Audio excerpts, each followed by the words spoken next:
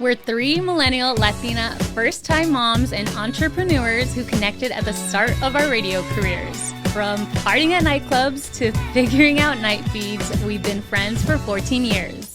We're not experts, just honest moms navigating motherhood together, from pregnancy and the newborn stage to toddlerhood, one phase at a time. We're excited to share what we've learned, what we wish we'd known, and everything in between. Welcome to Nightclubs to Night Feeds. Trigger warning. Before we begin, we want to give a content warning. In this episode, we'll be discussing topics related to pregnancy loss and miscarriage. We understand that this can be a sensitive and emotional subject for some listeners, so if you feel this might be triggering or difficult for you, please feel free to skip this episode or listen when you're in a space where you feel comfortable. Take care of yourself, and thank you for tuning in. Episode 3, and we are discussing miscarriage and pregnancy loss. So I am here to be an open book, and I'm going to let you two ask whatever, share whatever, and lead this. Okay. Yeah. Well, I think we should start by just letting our listeners know the reason why Krystal is sitting back and answering is because she experienced a miscarriage. So we're asking questions. So my first question is, do you feel like you had to recover a sense of your identity after loss? Yeah, it's weird because in those first, I was pregnant for what I thought was 10 weeks. So for 10 weeks, I thought I was pregnant. And I mean, literally your brain 24/7 is planning ahead for this baby, and you and your partner are just talking about like, we want to do this, and if it's a boy this, and if it's a girl this, and cribs and baby room and literally all of the things. Yeah. So after that, it's like, oh, my whole identity for the past 10 weeks is no longer, and I don't have a baby in the outcome, you know? So it's like, okay, yeah, now I don't have the baby that I thought I was going to have, and I don't know if I ever will. I think for me, I really thought like I probably can never have a baby. Even though there are stats that say majority of women who have miscarriages will go on to have healthy babies after. And I know that's a true stat, and now I am part of that stat. Yeah. But in that moment, I'm like, no, like now I'm just probably it's never going to happen for me. So yeah, the identity definitely changes because I was ready to be a mom in that moment, you know, and then now I'm just not. And in that moment thinking, I'm probably never going to be a mom. And I had 10 weeks of thinking that I was. That it was happening. That's 2 months and some change. Yeah. I have a question. What was the journey leading up to this? So were you guys trying to get pregnant? You know, how to, again, figuring out how you were pregnant. What did that look like? So from the beginning. Yeah. Yeah. So we had been married for a year and we knew we wanted kids. We knew we wanted to have a baby since we were before engaged, you know? So this was always a topic of conversation. And it was like, when we got married, it's like, oh my gosh, now what? Like, you always know the next step is going to be the baby, right? For us. Yeah. And so I told my husband, like, I don't want to have a baby immediately. Like, I do want to have a baby, but I also want to enjoy just being your partner. And I want to enjoy just us two. And I think that's really special. And I love that we did that. So I said, let's wait at least 1 year. So we got married in October. So that following October, we're like, okay, it's been a year. Yep. It's time. We knew that we were going to start trying. So like October, we were like, we're going to start trying in October. So the month before, like month and a half before, is like I was telling you guys, we went super healthy, no alcohol. Like we prepped for October. October was going to be the goal. And we both have multiple friends and family members that have shared their pregnancy journeys with us, and we know that it doesn't happen as fast as you think it's going to happen. So we're like, we're going to start in October, but that doesn't mean we're going to get pregnant in October. So this can take a while, you know. We went into it thinking that. Yeah. I got pregnant in October. Oh my God. Wow. Immediately. Wow. Fertile Myrtle. And you were not tracking anything or it just... At that point, we were just like, no, like, why would I? I didn't have this mentality that I do now. Yeah. And I've said this and I will continue to say this, that like having a miscarriage and going through all that changed my whole perspective of everything. And I feel like I was robbed in a sense because everything that I was so naive to, or just like, this is going to be fun, this is going to be great, you know, it was no longer that. So for this first pregnancy, it was like, we're just going to have fun. It's going to be great. It's going to be easy. And who knows when we're going to get pregnant? No big deal. And then we got pregnant immediately and we're like, holy crap, it happens like that quick. Yeah.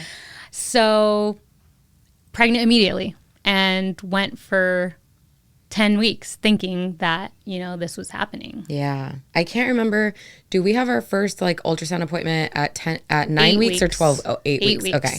Okay. Well, it depends on your doctor, but so you had gone for one appointment already? No. Oh, okay. So, I was pregnant. I took multiple tests. I missed my period. I felt all the symptoms then, nausea, the breast, like being super tender, and I was pregnant. Like we knew this. And also because I was so naive and just like excited, I was like, I'm pregnant. Like I just am. I took all the tests and they told me that I'm pregnant. Like we're going to go see the doctor. You can't see the doctor until 8 weeks, but I still just know I am pregnant.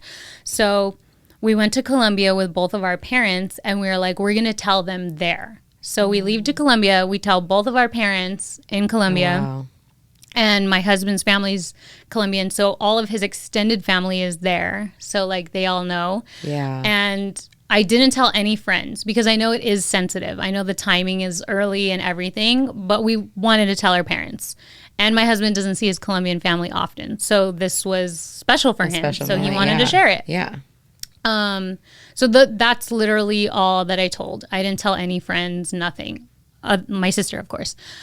And then when we got back from Colombia, we had to go to our first doctor's appointment. And I remember being so excited. I remember what I wore. I remember taking selfie videos on the way there, like documenting every little thing. Yeah. And that's when we found out the baby didn't have a heartbeat. So the doctor at that point was like, well, maybe you miscalculated from when you conceived and the baby shouldn't have a heartbeat yet because it's too little. It's too early. Yeah. So maybe you miscalculated. And I was like, no. Like I didn't miscalculate. But I was like, maybe, but I highly doubt it. And my husband's like, maybe it's miscalculated. He was being more like positive and like, maybe it's just miscalculated. Yeah. In my heart, I knew I did not miscalculate. Yeah. So this is the week before Thanksgiving. She's like, come in next week and we'll do another ultrasound and see if the baby has a heartbeat.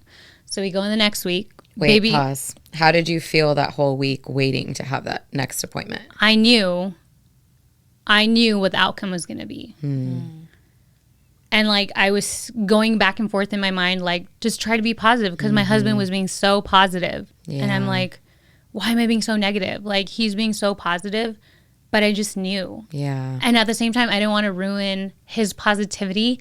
But I even told him, like, I'm not wrong. Like, I know it's not miscalculated. Yeah, like, your intuition was just like, I know. Yeah. So it was a very weird week. Yeah. And then it's the week of Thanksgiving. It's the day before Thanksgiving. And she's like, okay, come in and let's check.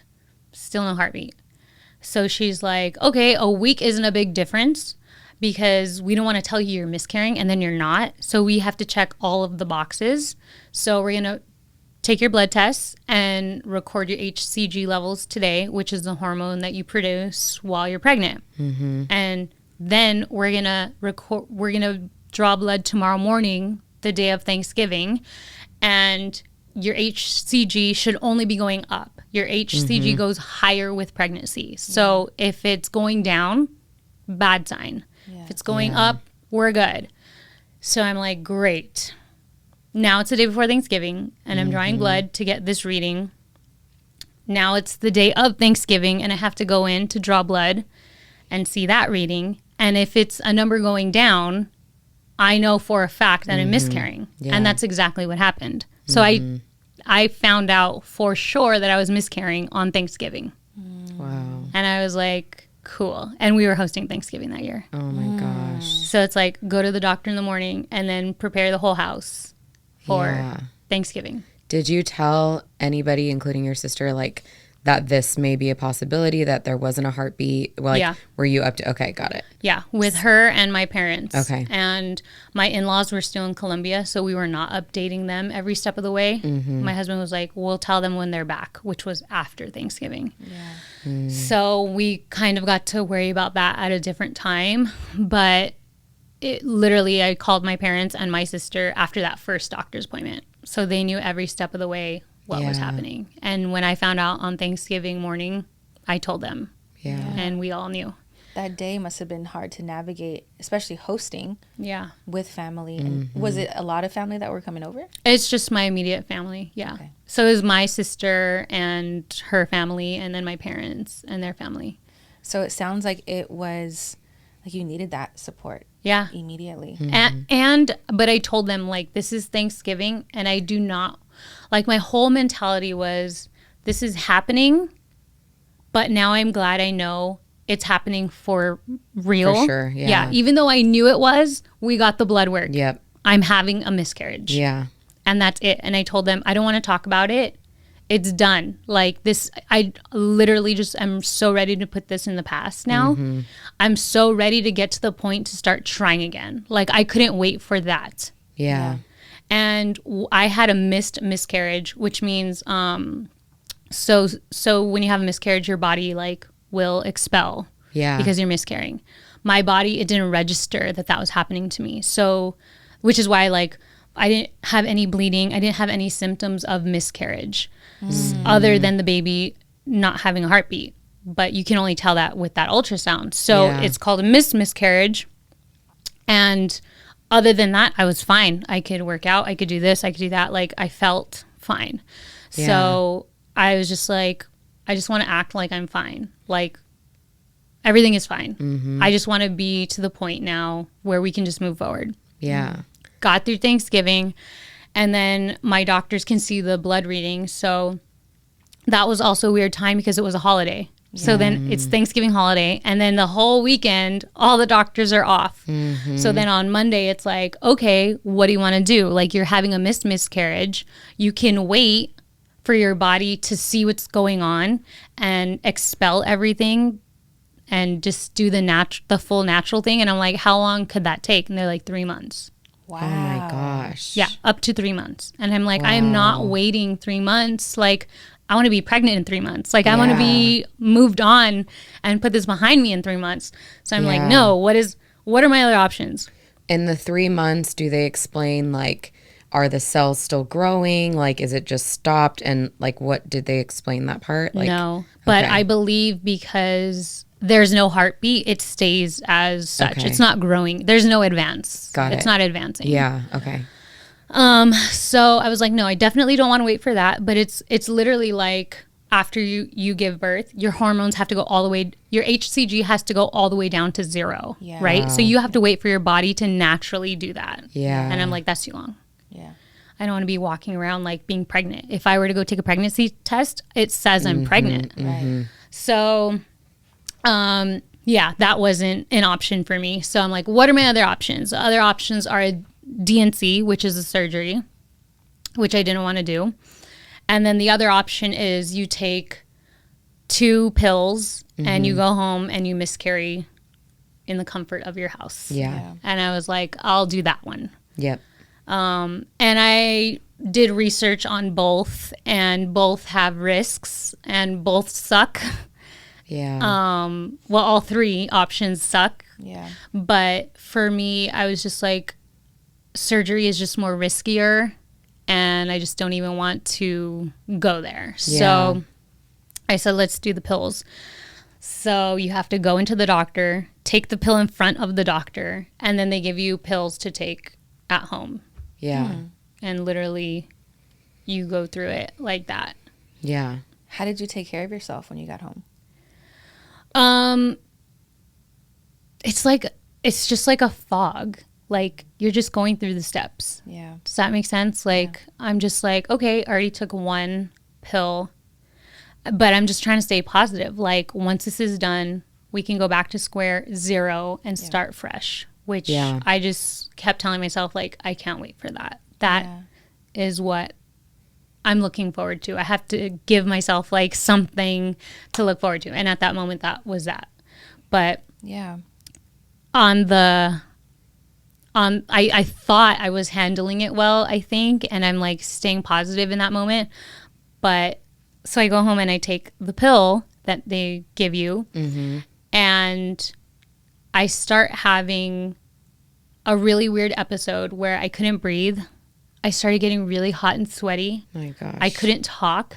Damn. And I'm like, I go to my husband and I'm like trying to like tell him, and I'm like, I like couldn't even talk. And I'm just like, I go on the floor and I'm just like, I don't know what's happening.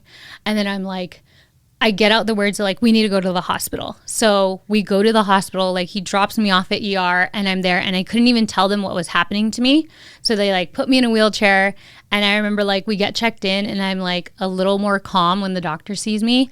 I still can't really breathe. They're like, your heart rate's definitely like elevated. I'm telling them like I'm actively miscarrying right now, but I don't know like if this is like a symptom of it. And they're like, you're having a panic attack. Wow. And I'm like, what? I've never had a panic attack in my life before. That's never happened to me. So I didn't know like it was I thought like the medication was doing something. Yeah. But all of everything, the medication, the me trying to be positive, this probably really registering that like I'm having a miscarriage. Like I put it off kind of for Thanksgiving, put it in the back of my mind. We'll deal with it then, whatever. They're like, yeah, you're having a panic attack. It was like your body was telling you of the emotions that were happening and all this stuff, because you are such a positive person. And I feel like, you know, probably during Thanksgiving and the holidays, you were like bottling, even though you were sharing, I'm sure there's a lot that you were probably bottling up for a long time. And like your body was just like, actually, no, these are all the things that are coming out, and it's happening like full fledged now, it seems. So what did they do with the panic? Like, did they just try to They literally, just get me calm, gave me an IV, and I was just like, honestly, I want to go home. Like, I just told them like, okay, like I just need to go home. Yeah. And calm my ass down and relax and just let this happen. And at that point, I'm not even like I'm actively miscarrying. Yeah. But I haven't started expelling anything yet. But I knew that's what's going to happen. So I'm like, I don't want to be here when that happens. Like I just want to be home. Yeah. And so they're like, yeah, you're fine. Call us if anything. What was your husband doing at this point? Like once you got home, like what was your ideal? Did you guys talk about like, okay, once the pill kicks in, like this is what I might need you to do? Or everything like, was laid out, I think, because it was that Thanksgiving like few days break. Yeah. So I went through, thanks to Google, like everything that can and might happen. So we had every scenario that might happen except for a panic attack. Yeah. This is like what I might need. But at the end of the day, I'm just like gonna be in bed.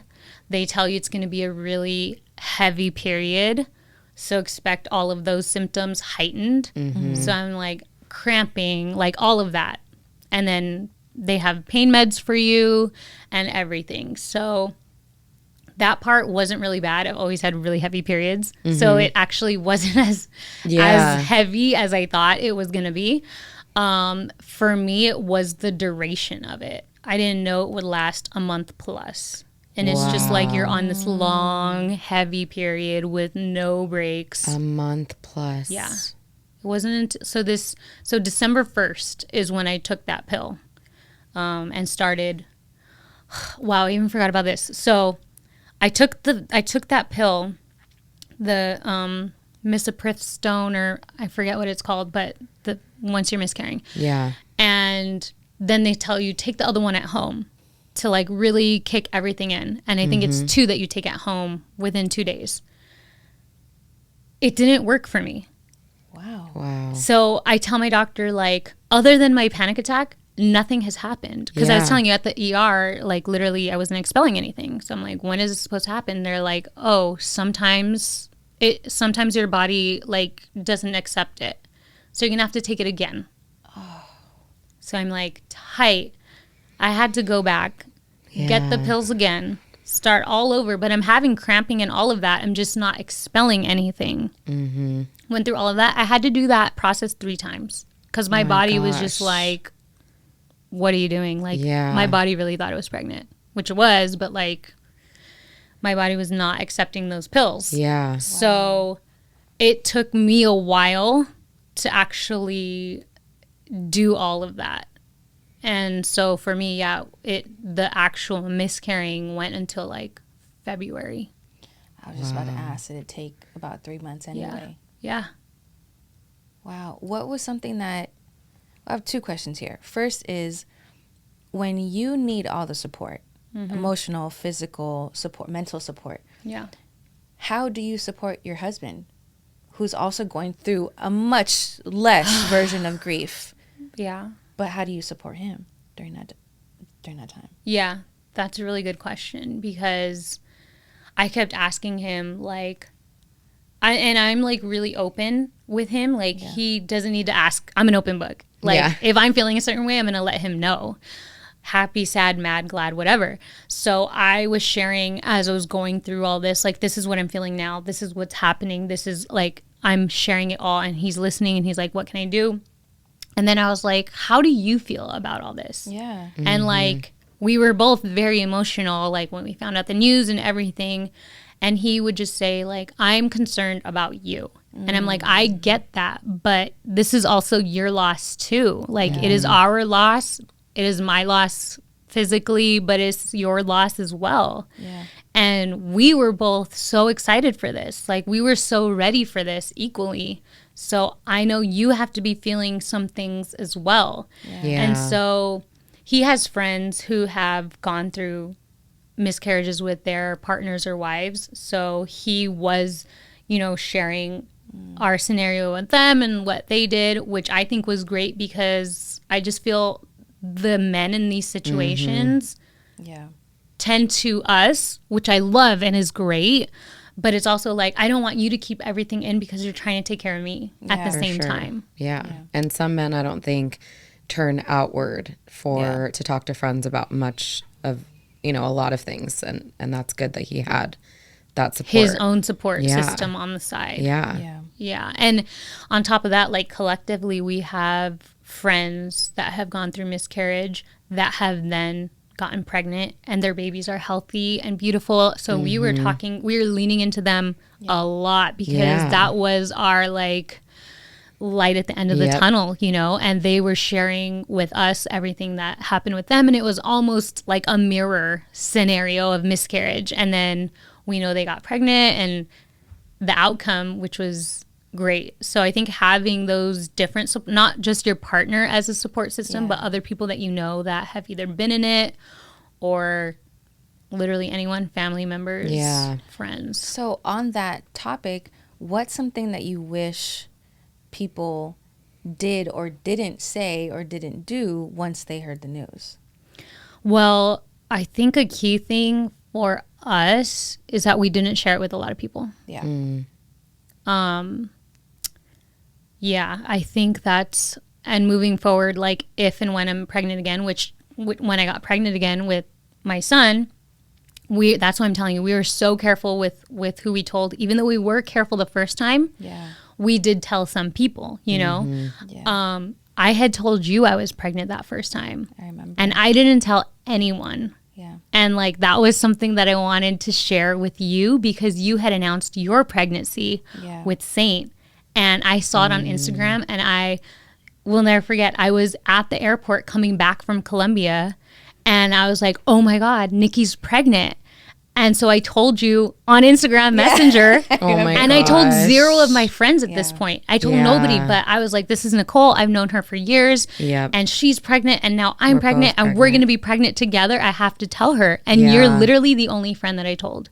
Wow. So it wasn't until after I miscarried and handled it and felt good about where we were and where I was that I started telling my friends, like, by the way, like, I miscarried.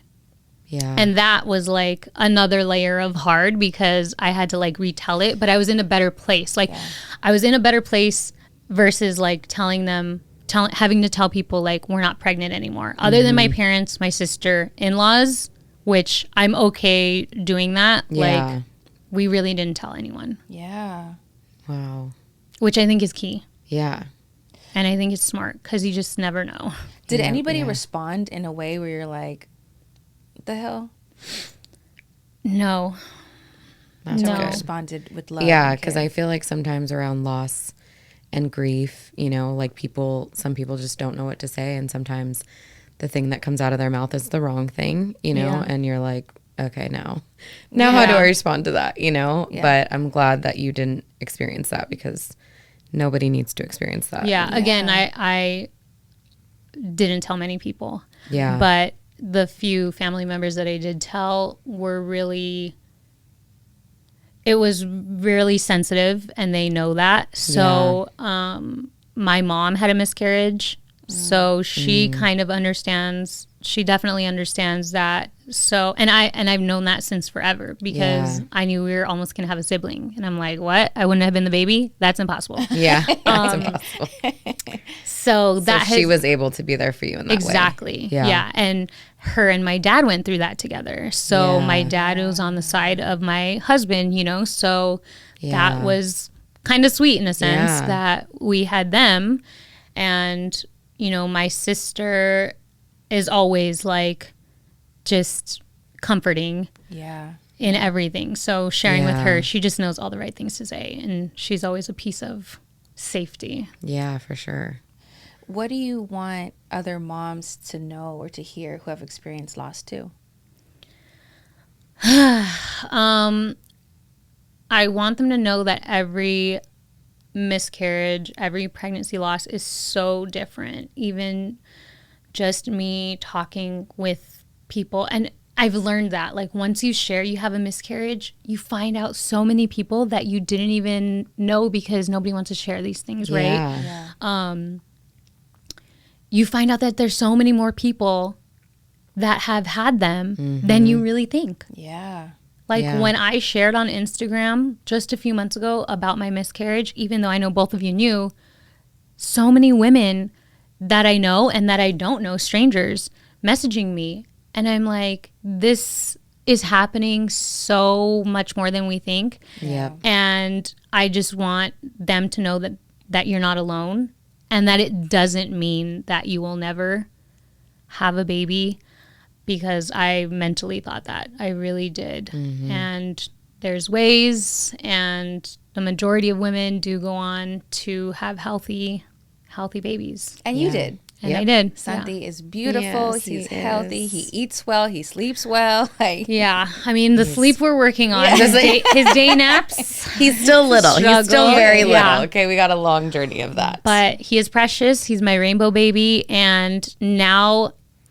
Also, what I would say is like that time seems so long. It seems like you're never going to get out of it. It seems like you can't even see when you're not wrapping your head around miscarrying or not having that baby. It seems like you're stuck there and you will get out of there. And it will be just a blip that you will be able to talk about on camera with whoever you want to. And it's part of our journey. And so like even my husband... knowing that I'm going to be here and sharing about it, I'm like, babe, how do you feel about it? He's like, share what you want because that's your experience. And it's our experience, but it is, you know, it's what happened and it's real. But I do remember feeling like, I don't want to share this because people are going to blame me that like I lost this baby because of something I did. And that's never the case. No. Never the case. So. Yeah. Well, thank you for being so open about it. Yes. I know it's hard to share about experiences, but I know that you talking about it is very important. And one of the reasons we started this podcast was to make other moms feel like they're not alone and that we're all on a similar journey, obviously all having different experiences. But thank you for opening that up and allowing us and also everybody listening to hear about what that journey looks like and feels like because you know, like you're saying, a lot of people experience it and it should not be taboo. And thank you. Yeah, and I also want to read off some stats also. Yeah. I do want to also just be clear what a miscarriage is. So it is a pregnancy loss that happens usually before 20 weeks. It's estimated that between 10 to 20 in 100 pregnancies actually end in miscarriage. That's insane. And many end before a person even knows they're pregnant. Wow. 80% of miscarriages happen in the first trimester before the 12th week of pregnancy. And many people who miscarry are able to go on to have a healthy pregnancy later, which we're seeing in real time. Yes. So thank you guys for letting me share my story. Of course. And being so gracious and asking amazing questions. Again, I am an open book, so we can continue this conversation more if we want. But I really want to talk about pregnancy and the nitty gritty, because once I found out I was pregnant again, I was so excited, and I loved and enjoyed my pregnancy. So episode 4, we're going to get into all of that. Yay. Thanks so much for hanging out with us on Nightclubs to Night Feeds. We hope you enjoyed this episode, and we are, of course, always continuing the conversation on our social media. You can find us on TikTok, Instagram, and YouTube at Nightclubs to Night Feeds. That's at Nightclubs, the number 2, and then Night Feeds. Make sure to follow us and let us know if there's a topic you want us to cover. Can't wait to chat next time.